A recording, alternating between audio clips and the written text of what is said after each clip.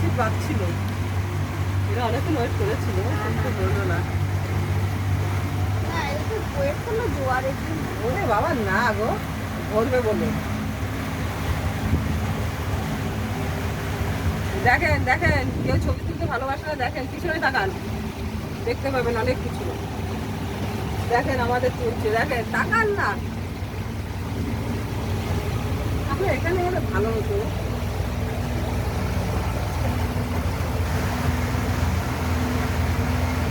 ভাবি এদিকে ফিরেন।